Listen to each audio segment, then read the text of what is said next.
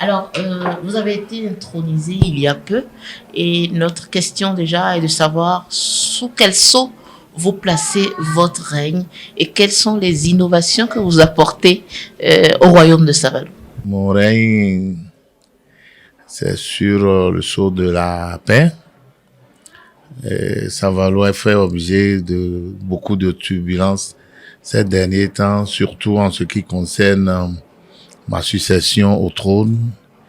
Et je crois que nous avons déjà demandé d'ailleurs à tous les enfants de Savalou de se mettre ensemble pour le développement. Et il ne peut pas avoir de développement sans la paix. Voilà, donc le plus important chez moi, c'est la paix, où j'ai demandé à tous les enfants de se mettre ensemble autour de leur roi pour qu'on travaille au développement du royaume de Savoie. Est-ce que vous pensez, depuis que votre règne a démarré, est-ce que de façon inclusive, ça prend à tous les niveaux? Est-ce que ce message, ce symbole de paix que vous renvoyez prend réellement ou ça peine encore à prendre? Oui, absolument, je pourrais dire oui. Étant donné que le combat a très duré et le fossé, la division était relativement très grande. Mais je crois que tout doucement, nous sommes en train de recoller les morceaux dispersés. C'est vrai que ce n'est pas encore ça, mais du moment où nous y travaillons tous les jours, nous sommes convaincus que d'ici à là, la paix et nous tous, nous allons regarder dans la même direction et conjuguer le même verbe qui serait le vivre ensemble, certainement. Alors, Majesté, aujourd'hui, nous sommes dans votre palais à l'occasion de la célébration du 10 janvier, dont les manifestations officielles sont déroulées ici. Quel était le principal objectif de l'édition 2023 et de votre première célébration du 10 janvier ici au palais? Bon, l'objectif, c'est de redonner de la valeur à nos religions endogènes. Et depuis un certain temps, les choses ont été perturbées. Et avec cette crise aussi de succession dont je viens de parler, on est resté 3 ans à ne plus célébrer la fête du 10 janvier. Alors, on a voulu marquer, comme c'est d'ailleurs notre première célébration, nous avons essayé de mettre les petits plats dans les grands plats et pour que vous ayez ce que vous avez constaté. C'est vrai que dans tous les couvents, nous sommes en train de travailler encore pour colmater les brèches parce que la division a été partout. On vous a entendu, sinon on a entendu dire qu'il y aura bientôt quelques innovations. Est-ce que est-ce que c'est un effet d'annonce ou des choses se feront véritablement pour, comme on a annoncé, travailler à la réparation dans les couvents et autres? Bon, je crois que si vous vous renseignez un peu, vous allez comprendre qu'on a déjà commencé par travailler. Parce que quand on a accédé au trône du royaume de Savalou, le trône de Dadar Soha, au sein de ces couvents, il y avait beaucoup de divisions. Il y a beaucoup de gens qui ont même abandonné, d'autres sont restés à la maison, mais d'autres ont commencé par aller aux religions chrétiennes, dans les églises évangéliques et autres. Mais nous avons commencé par régler ces petits problèmes-là.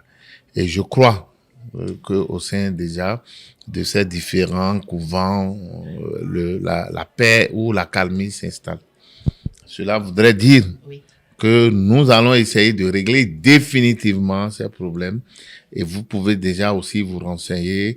C'est l'une des rares fois où une fête de 10 janvier a drainé autant d'adeptes et autant de responsables de couvent. Sinon, ça voudrait dire que l'endogénéité reprend ses lettres de noblesse au royaume, c'est ça? Absolument, absolument. Et puis vous pouvez, je dis, étant journaliste, vous avez l'obligation de faire des sondages pour vérifier un peu nos déclarations. Et vous allez comprendre que, comme je l'ai dit tantôt, c'est les rares fois où une fête de 10 janvier des religions endogènes a drainé autant, je dis, autant d'adeptes et du responsable de couvent. C'est souvent très difficile. Alors, toujours au sein des religions endogènes, d'aucuns disent que il faut un nombre, sinon un plus grand nombre de jours pour célébrer le vaudou.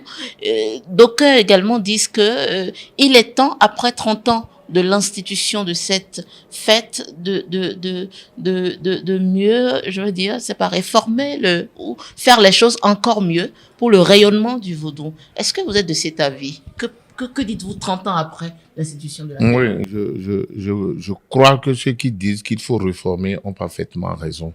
Parce que pendant 30 ans, nous sommes restés dans la monotonie, c'est les mêmes choses. On se regroupe, on chante, et puis on se sépare. Alors qu'il faut améliorer. Et vous avez écouté, ceux qui sont habitués à nos couvents ont constaté que après la fête, ça s'arrête là et nos couvents sont dans des états de dégradation très avancés. Et pour ça, vous voyez qu'on a ici déjà décidé de commencer par mobiliser des ressources pour arranger ces couvents, pour les rendre plus attractifs. Alors, comme aujourd'hui, vous voyez, spontanément, on a réussi à mobiliser 1 million et quelques. Cela voudra dire que si nous nous organisons et que nous nous comportons de façon saine, et une bonne gestion, nous allons essayer de compter sur nos propres forces et améliorer ces couvents, la vie des adeptes et tout un ensemble. Et voilà un peu, c'est vrai que on a reçu la visite d'une délégation où le sommet pense déjà quand même à rénover ces couvents-là pour les rendre attractifs. On a été sollicité surtout pour le couvent Revioso où il y a un projet qui veut rénover entièrement. Donc voilà un peu ce que nous pouvons dire dans ce sens. Alors, avant de mettre peut-être un terme à ce petit entretien, mon autre question pour vous est qu'au Bénin, on assiste à plusieurs réformes au sein de la royauté. Est-ce que de Dagbagidi est associé? Quelle lecture faites-vous des améliorations, des innovations pour ces réformes-là au sein de la royauté? Oui, je ne pourrais pas dire que Dada Gbagidi est associé parce que comme je l'ai dit, le combat pour accéder au trône a duré 3 ans et les réformes ont évolué sans nous. Mais Savalou étant un royaume quand même d'une importance parce que vous voyez, ça c'est un pan de l'histoire qu'on ne dit pas souvent. Et Savalou est créé avant Abomey, par exemple. Le royaume de Savalou est créé avant Abomey. Donc, il est connu de tous les Béninois que Savalou est un grand royaume. Alors, les réformes telles qu'elles sont en ce moment n'ont pas écarté Savalou parce que Savalou est cité parmi les grands royaumes qui devaient être institutionnalisés. Voilà, donc, et dès lors, l'un dans l'autre, même si nous n'étions pas au départ dans les réformes, nous sommes obligés d'accompagner et d'intégrer. Parce que ces réformes ces réformes ont pris le royaume de Savalou en compte. Alors, je crois que nous sommes adhérents. Pour vous qui alliez tradition et modernité en tant que roi, est-ce que vous avez des propositions concrètes pour participer à l'amélioration de ces réformes-là? Oui, bon, le travail qui est fait paraît déjà scientifique parce que aujourd'hui, je crois, parce que ce n'est pas encore officiel, j'ai appris qu'il y a environ 15 royaumes. Ce que nous, on savait, c'était 9. De 9 à 15, c'est quand même raisonnable parce que aujourd'hui, dans toutes les maisons, dans tous les villages, vous avez des rois et tout le monde est roi. Alors, avec ça, au moins, je crois que chaque chose restera à sa place et il y aura quand même, il y aura de répondants il y aura de répondants. Et quand l'administration centrale, je parle du gouvernement, a besoin des royaumes, il doit avoir des gens valables, des gens qui maîtrisent leur territoire et qui peuvent accompagner. Parce que aujourd'hui, on est convaincus que les populations écoutent beaucoup mieux les rois que l'administration classique. Alors, donc, je crois que ensemble, nous pouvons travailler à aller vers la paix. Et qui dit paix dit développement.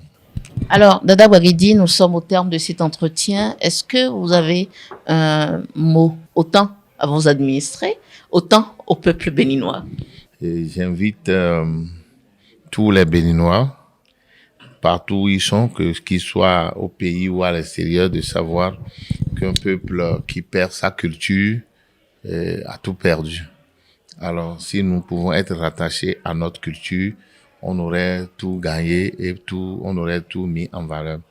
À part ça aussi, je te dis félicitations à ceux-là qui œuvrent pour la constitutionnalisation des royaumes, parce que ailleurs, même à côté, les royaumes, les rois contribuent à la paix et au développement. Donc, bravo à nous tous, bravo à tous les Béninois et que le meilleur soit. Merci, Majesté.